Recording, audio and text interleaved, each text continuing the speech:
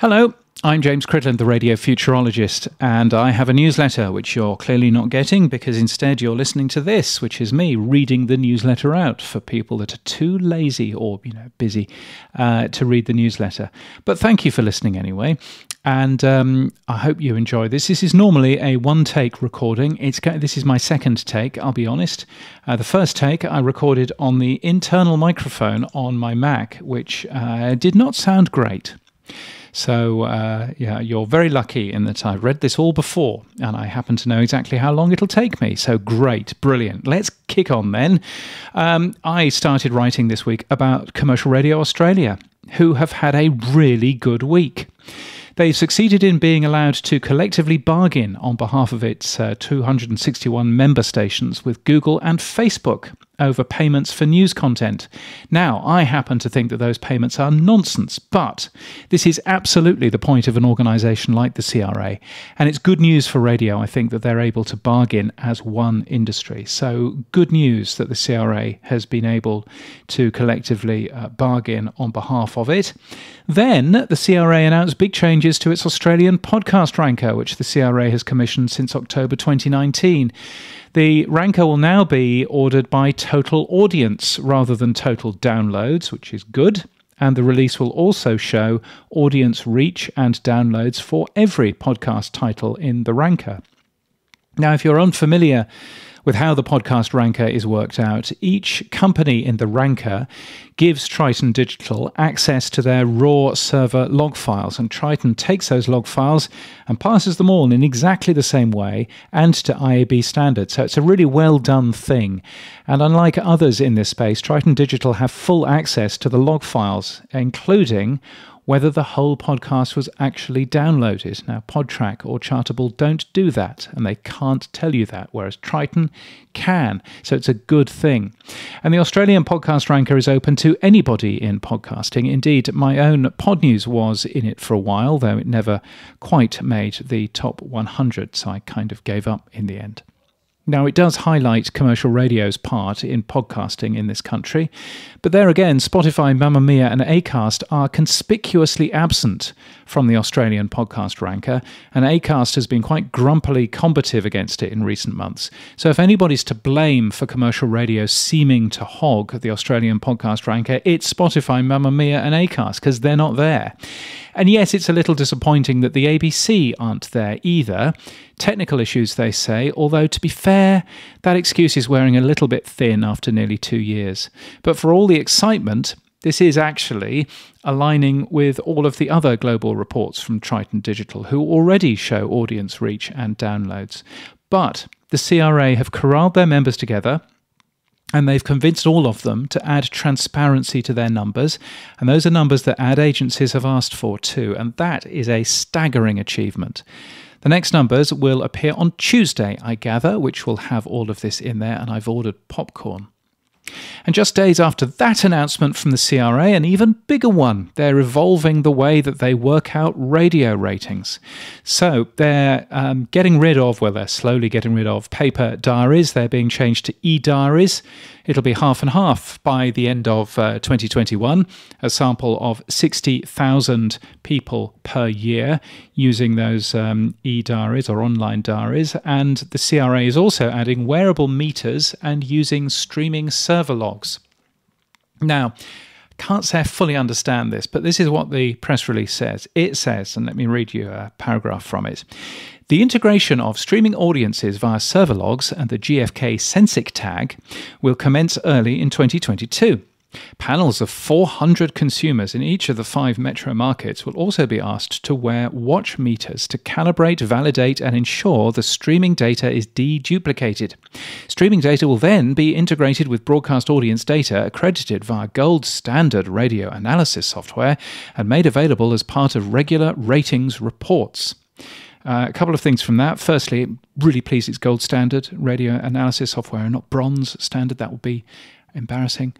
But also, secondly, and rather more seriously, GfK Sensic, from what I can understand, looks quite similar to Google Analytics. It uses cookies, JavaScript to monitor events like a stream start and stop. And the watches, I think, are a method to add some checks and balances to that reporting tool. And the Sensic tool is already in the web player, I notice, of both Brisbane's B105 and 4BC. I went to have a quick check on earlier on this evening. So all of that stuff is already up and running. But all of this has been heralded with some quite good talk up, even if it's been an excuse for Mumbrella to dig up some juicy quotes about the existing research. So congratulations to the CRA for achieving this in a positive way. Let me read you some of the juicy quotes that Mumbrella added to the bottom of their news story about this, because it's typical Mumbrella. But it's very good. They quote somebody 5 years ago in a Mumbrella conference. 5 years ago, the founder of a company called Hard Hat, which I've never heard of before, a man called Dan Monheit, who again I've never heard of, but you know, I am foreign. But in there he says, and I quote this: "Let's spare a thought for the almost 12,000 participants out there," it's 60,000 actually, Dan, "for the almost 12,000 participants out there completing radio surveys in 2017. These guys take with nothing more than good intentions, a paper diary, ballpoint pens and fucking stickers. These poor guys and gals are required to manually fill out this paper diary every 15 minutes for an entire week. That's over 400 manual entries per participant.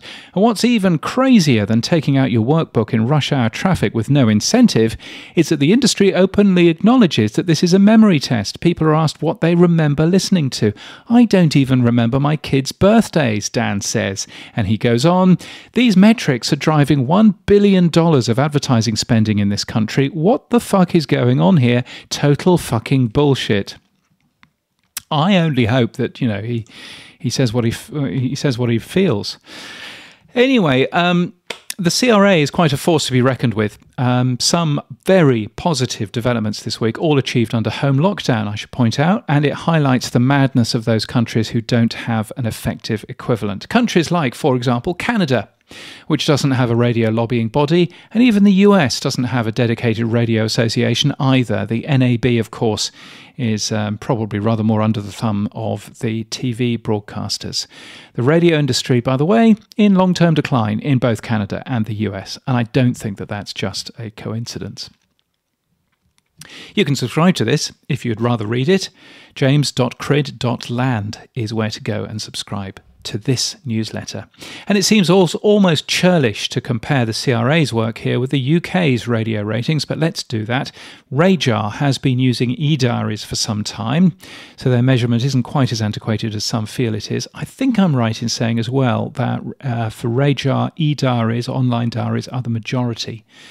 But that said, Radar hasn't bothered to put out any figures at all since March 2020 when the pandemic hit, because even if you use an e-diary, the initial interview with a researcher is, I believe, face-to-face. The good news is that Radar's back. They're back. The next audience figures are out on Thursday, October the 28th, and a lot has changed, both in the radio market in the UK and in life. So it'll be really interesting to see what they say.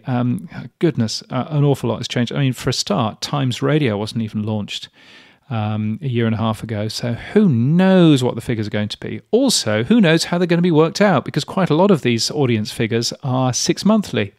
So if you've got 6 monthly figures, are you going to have like 3 months from this year and 3 months from last year? I mean, I guess it's the only way of doing it, and I guess it'll cushion any major changes, but gosh, that'll be interesting to see, won't it? Perhaps we'll only see the full picture by March 2022.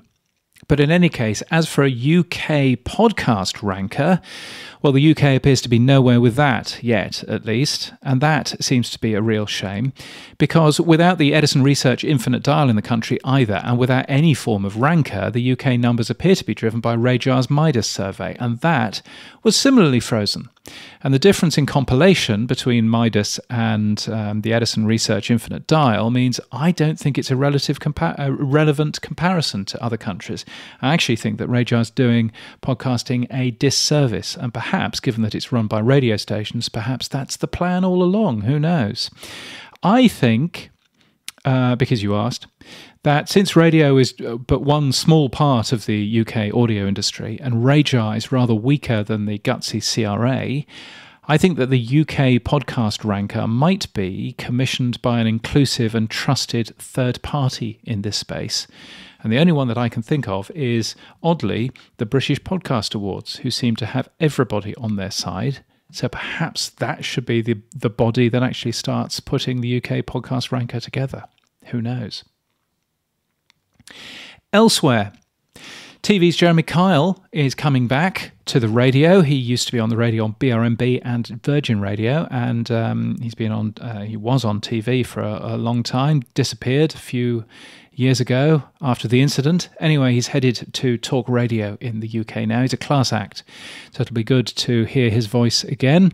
Glenn Wheatley is a chap that used to own a lot of Australian radio stations. He's preparing to sell a few in Queensland, which should be interesting. It could be a big, good purchase for Australia or ARN, given that the Gold Coast is a large and growing market, if they're allowed to own these particular things. I should point out, if you're not from these parts, the Gold Coast, it sounds like a nice place. Sounds like a nice quaint area. It's in fact a really large city. It's basically Australia's, I don't know, what is it, 6th largest city, something like that. I wonder if Wikipedia will tell me. The Gold Coast. But it's a pretty large place, and 540,000 people who live there, apparently, according to the 2016 United Nations census for some bizarre reason. But it's a very large place, and it would make an awful lot of sense, I think, for either ARN or for Nova, who own stations in the big capital cities, to also own one in the Gold Coast. That would make perfect sense. If they're allowed to, of course.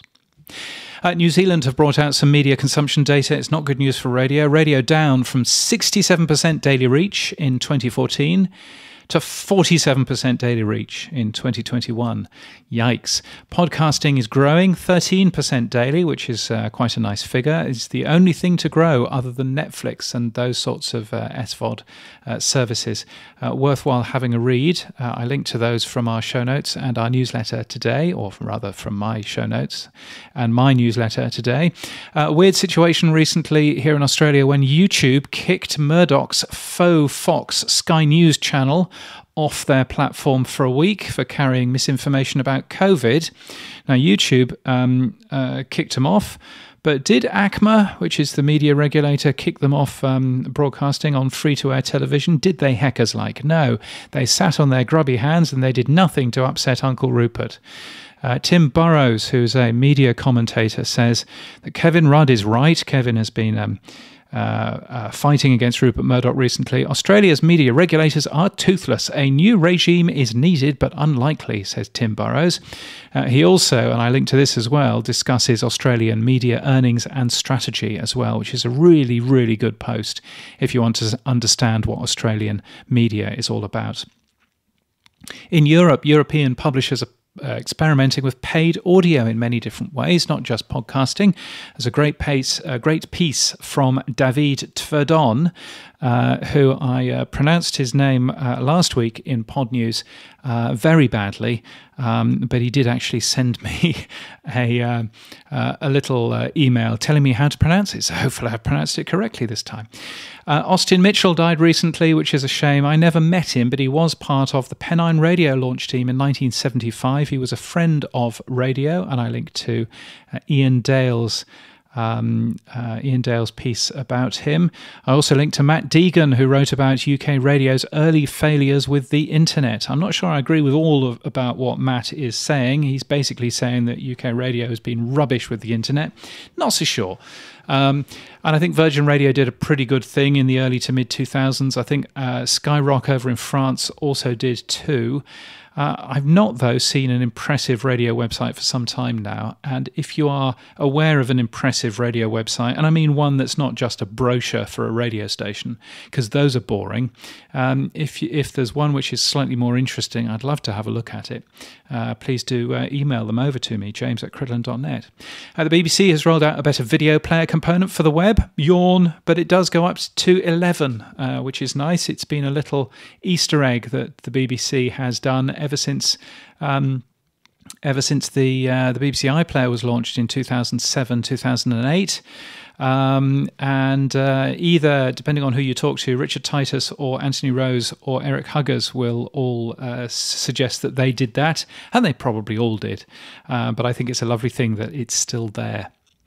I linked to a nice bit from a Rolling News channel, the ABC News channel in Australia. A lovely viewer shout out to an old lady that just sits there and watches the ABC News channel every day. Crikey, can you imagine anything more dull? But that's what they do. But it's a lovely little piece. It's well worth a read. I also linked to Viz, which is an adult comic in the UK being very rude about commercial radio, which is worth a read. Libsyn's Advertisecast has released transparent numbers about cost per thousands on their network, which is really interesting. This is what people are paying rather than what they're charging. So what people are paying in August 2021, based on an individual 60-second spot. The UK looks at 30 seconds for cost per thousand, so this is a 60-second spot, so I believe it's 50% more. But anyway, the average cost per thousand is $23.57, which is quite a lot. $23.57 USD in GBP. How much is that in Great British Pounds? It's 17 quid cost per thousand. I bet you're not doing 17 quid cost per thousand, UK radio industry. So yeah, that's pretty cool. They'll be releasing transparent numbers every single month. Well, they're not transparent numbers, but they're numbers that luckily are opaque, so we can actually read them. Yeah, good for them for doing that. I think that's a good thing. Other things I linked to today, a video of Paul Gambaccini on the BBC News channel, sounding quite angry. He's quite an angry man. I'm not sure we'll see him as a talking head anytime soon after that. He rather savaged Victoria, Derbyshire, and I don't think he should have done, personally. So boo, Gambo, boo. Not that I count for anything. Q107 Calgary had a lovely little video which I linked to. It's offering a free subscription to Q107 Calgary. The point is that it's free. Radio's free. Hooray! I don't think it's what consumers care about, but it's quite a funny and quite well put together video, and I do like it. I did only get 9 likes though, so I think that probably says everything. I'm sure it did very well on TikTok or Instagram or whatever the kids are using these days. I also linked to an article from John Maisels from Technorama, which is an Australian community radio engineering group. It's broadcasting lessons from 9/11. He is suggesting that you have a backup on your backup on your backup. I'm suggesting, yeah, but be pragmatic about it, because I think that the pandemic has taught us that we don't need to over-engineer anymore to quite that degree. And finally, in a world of consolidation and networking, it's good to see more local programming on my local news talk station, 4BC. Instead of taking something from Sydney between 11 and 3 in the afternoon, they're now going to have something from Brisbane, which is very excellent. It would be even more excellent if it wasn't far-right rabid nonsense. But nevertheless, it's lovely to have local programming at the very least, even if it is rubbish. Good for you, 4BC and 9 Radio, for doing that. Thank you to James Masterton, to Richard Hilton, and to Brun Audio Consulting for your ongoing support of this newsletter. I'm very grateful to you, and for your ongoing support of this podcast too. It's absolutely not that necessary, but if you would like to support my work in any way, you can buy me a coffee. Either you become a member to give regularly like James and Richard and Rupert, or just give a one-off coffee, or 5 if you like. I forgot to link last week because I'm an idiot. But anyway, it's buymeacoffee.com/James Cridland, and there are people who I haven't thanked this week, who I really ought to. So we'll probably get around to doing that too. But anyway, that's lovely. My professional website, if you can imagine such a thing, is james.cridland.net, which has more details about who I am and what I do. And that's it for this week. Keep listening.